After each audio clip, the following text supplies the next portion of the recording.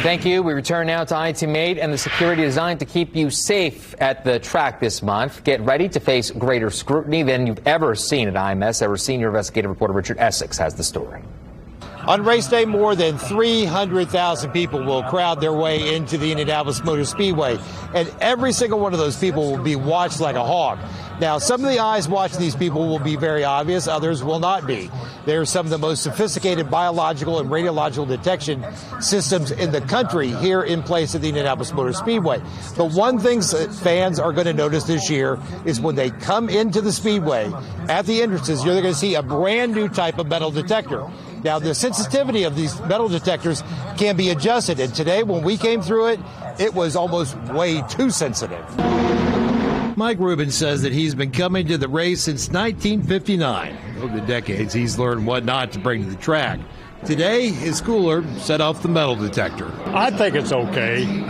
It's probably got some glitches in it. We set it off after I emptied my pockets and everything, which I understand they're still working on it. So I don't mind wanding if it's necessary. The Speedway has chosen a new metal detector that will be in place at all of the entrances this year.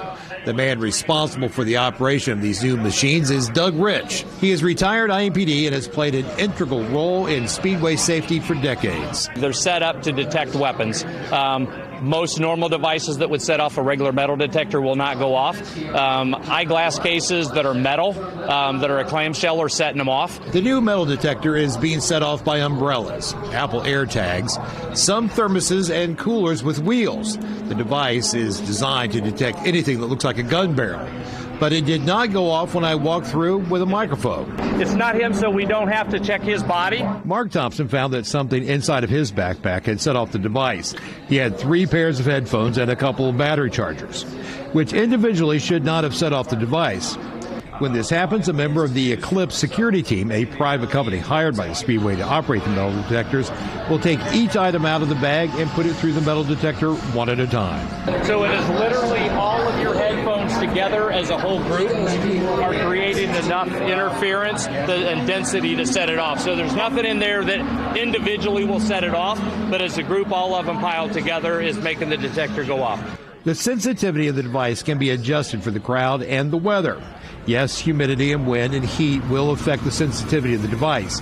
On race day, fans coming through Gate 1 will be scanned by one of 10 machines. We are told there will be at least 2 metal detectors at the lesser used entrances. I was told that each metal detector can effectively scan 2,000 people an hour.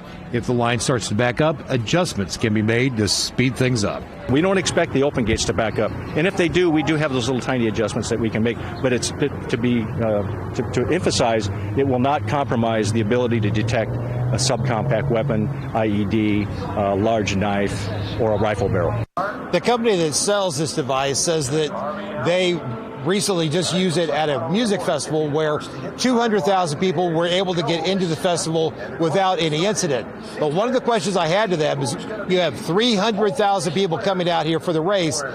If things start to slow down at the entrance, like it did a couple of years ago, where some people who got out here early didn't even see the start of the race, can they make adjustments? They said, absolutely, we can make adjustments. And they said that Roger Penske, the owner of the Indianapolis Motor Speedway, personally sat through the demonstration and okayed the purchase of these new devices.